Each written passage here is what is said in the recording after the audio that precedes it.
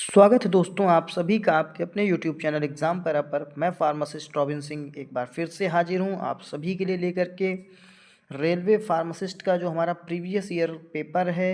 और ये पेपर हमारा कंडक्ट हुआ था रेलवे की तरफ से 19 जुलाई को 2019 में, ठीक है ना।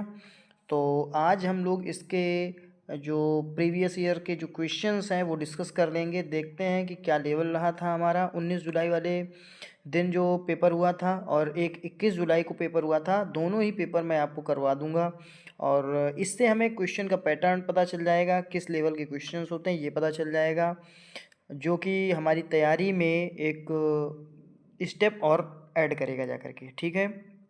तो शुरू करेंगे हम अपना आज का सेशन। 25-25 क्वेश्चन करके मैं करवाऊंगा, ठीक है। तो देखिए हमारा आज का पहला क्वेश्चन क्या कह रहा है कि absorption of IR radiation by molecules cause changes in, ठीक है ना। तो इसका राइट आंसर है वाइब्रेशनल एनर्जी। इसने बताया है कि जो एब्जॉर्प्शन होता है आईआर रेडिएशन का मॉलिक्यूल्स के थ्रू, वो किस में चेंजेस करवा देता है जाकर के। Absorption of IR radiation by molecules cause changes in, तो आपको बताना है वाइब्रेशनल एनर्जी। तो यहाँ पे आ जाएगा जाकर के वाइब्रेशनल एनर्जी।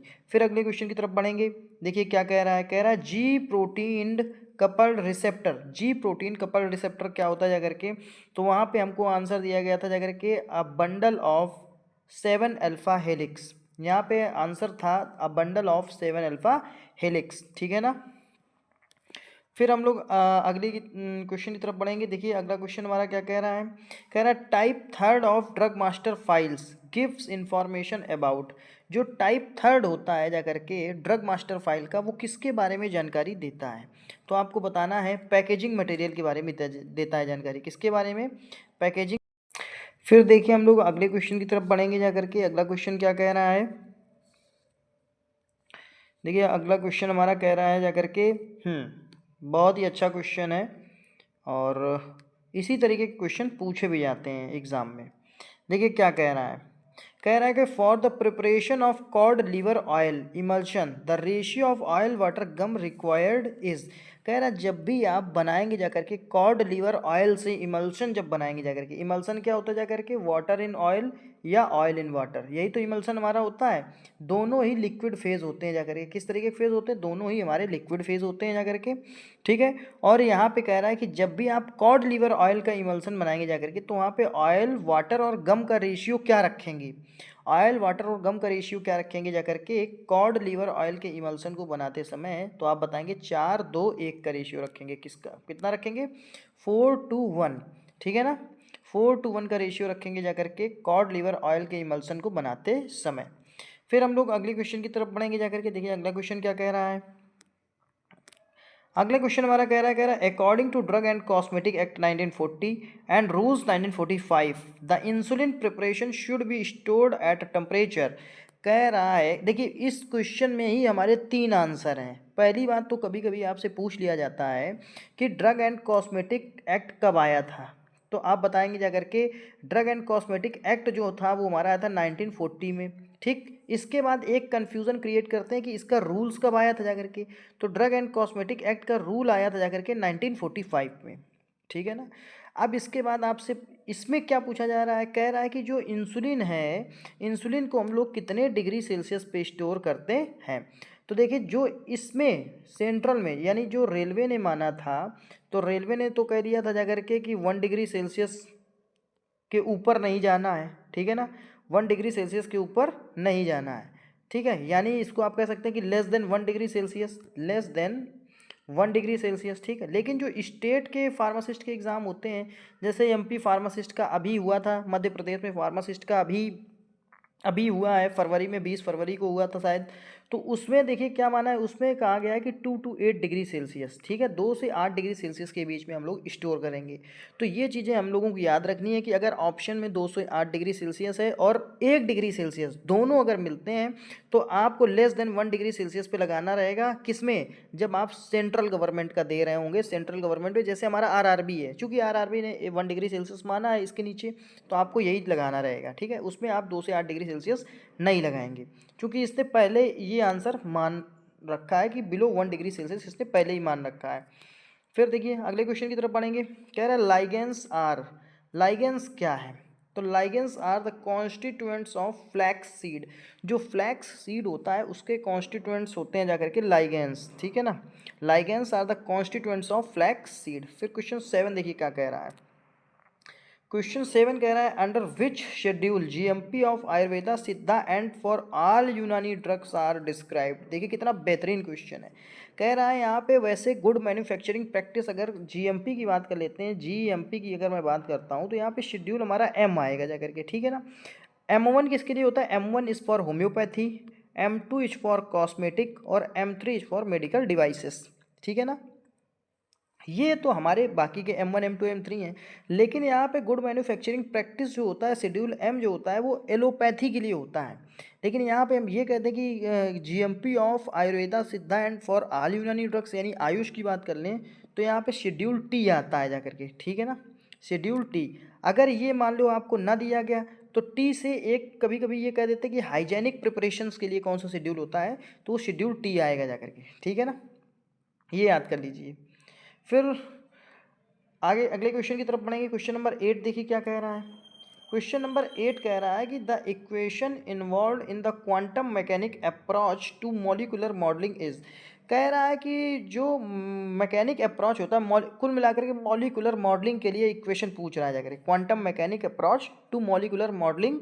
तो यहाँ पे ये केमिस्ट्री का क्वेश्चन है। 12th में आपने पढ़ा होगा श्रोडिंगर वेव इक्वेशन, श्रोडिंगर का एक इक्वेशन आपने पढ़ा होगा जाकर के, श्रोडिंगर वेव इक्वेशन, ये उसके बारे में पूछ रहा है। तो यानी ये आपका बेसिक जो साइंस है उससे क्वेश्चन आ गया है, ठीक है। फिर अगले क्वेश्चन की तरफ बढ़ेंगे। देखिए अगला क्वेश्चन क्या कह रहा है हमारा। कह रहा है sigma minus method is used to determine. Sigma minus method का इस्तेमाल किसको डिटरमाइन करने के लिए करते हैं, तो आपको बताएंगे जाकर के एलिमिनेशन रेट कांस्टेंट। किसके लिए? जो हमारा एलिमिनेशन का रेट है, एलिमिनेट करने का जो रेट है वो कांस्टेंट है, इसके लिए हम लोग सिग्मा माइनस मेथड का इस्तेमाल करते हैं। Sigma minus method is use to determine elimination rate constant. फिर क्वेश्चन नंबर 10 की तरफ बढ़ेंगे। देखिए कितना अच्छा क्वेश्चन है। कह रहा है enamel is a constituent of. Enamel कहाँ पाया जाता है? टीथ में पाया जाता है।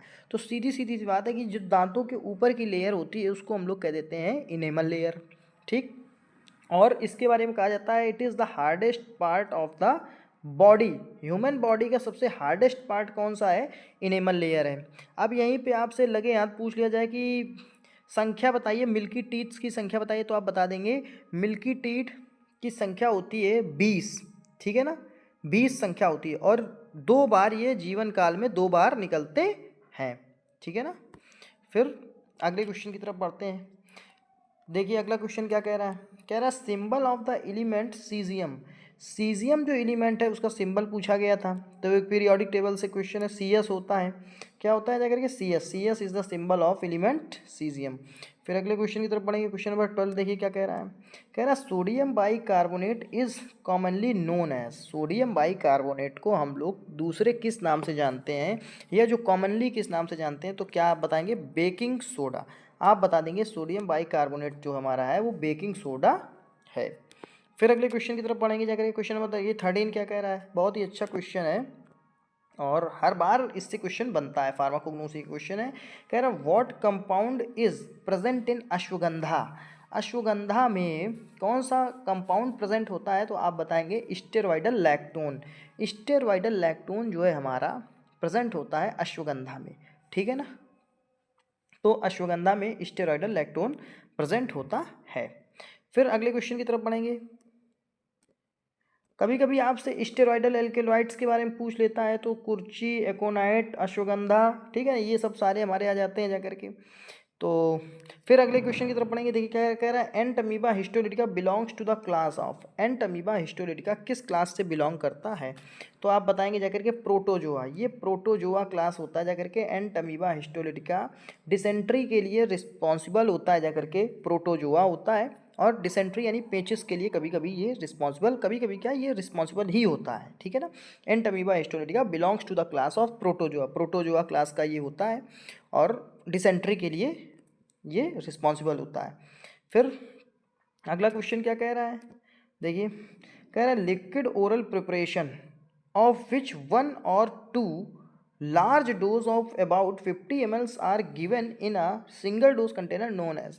कह रहा है जब भी आप लिक्विड ओरल प्रिपरेशन जब आप उसको 1 या 2 लार्ज डोज में दे देते हैं लगभग 50 ml में, तो इसको हम लोग जब सिंगल डोज में दे देते हैं कंटेनर में, तो इसको क्या कहा जाता है?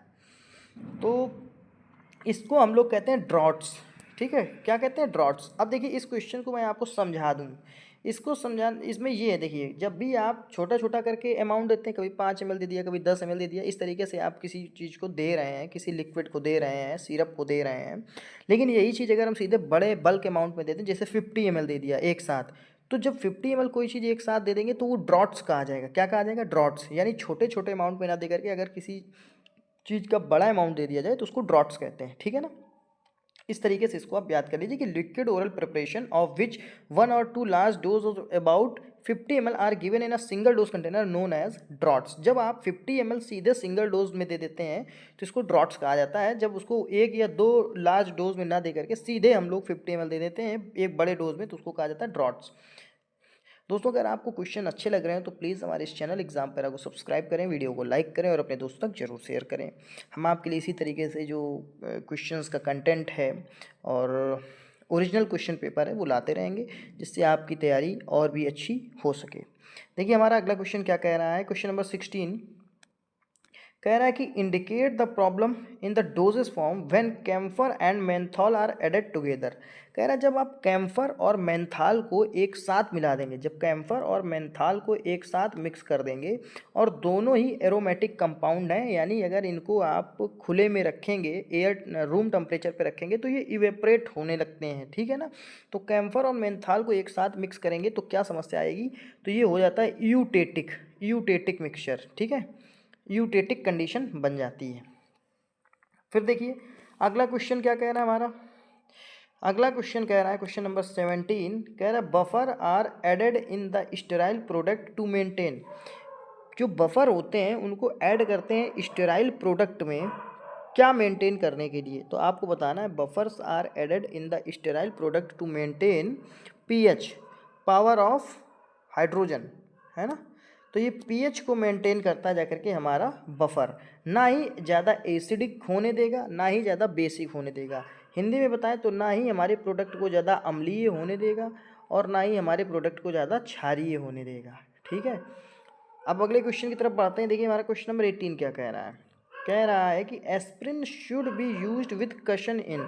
एस्प्रिन जो होता है हमें बड़े ही कायदे से, बड़ा ही देखभाल करके इस्तेमाल करना पड़ता है किन पेशेंट्स में? तो आप बताएंगे जिन पेशेंट को अस्थमा होता है, जिन पेशेंट को अस्थमा होता है उसमें एस्प्रिन को हम लोग बहुत ही कायदे से देख सुन करके ही देते हैं।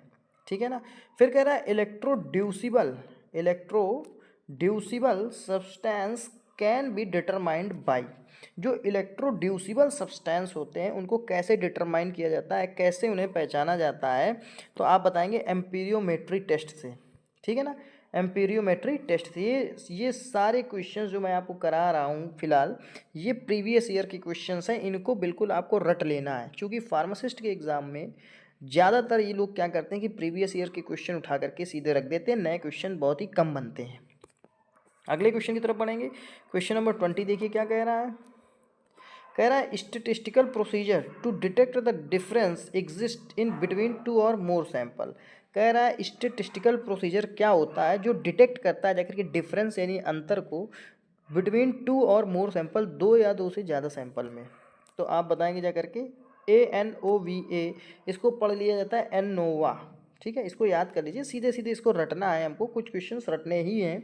Statistical procedure to detect the difference existing in between 2 और मोर सैंपल, एनोवा। ठीक है, फिर क्वेश्चन नंबर 21 देखिए क्या कह रहा है, बहुत ही अच्छा क्वेश्चन है। कह रहा है in stomach the stimulation vagal that increase the gastric acid due to.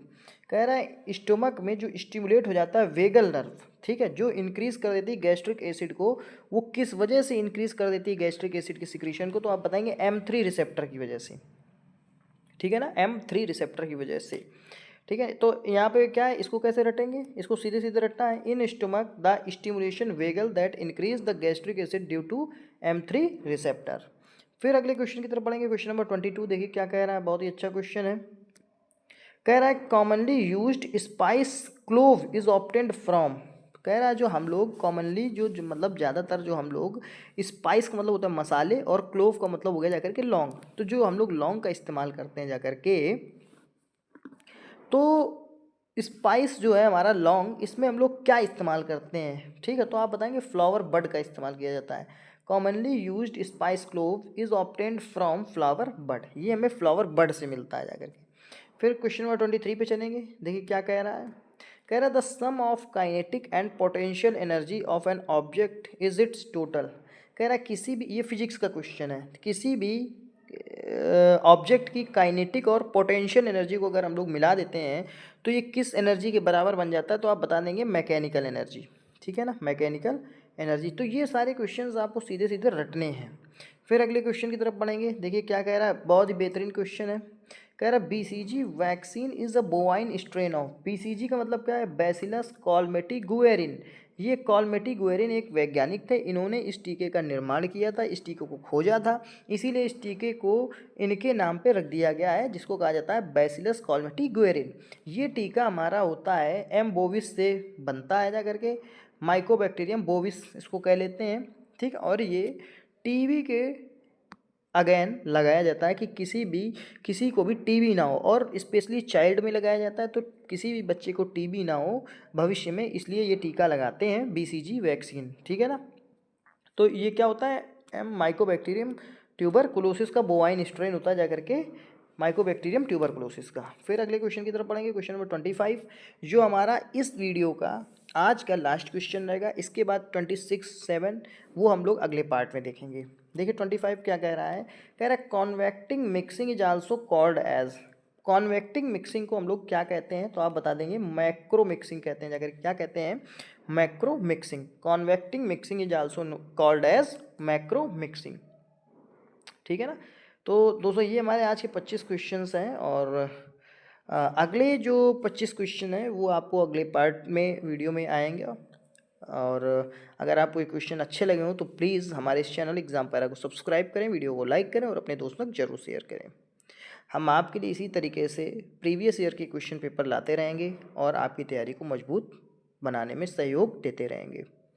Thanks for watching the video, thank you so much.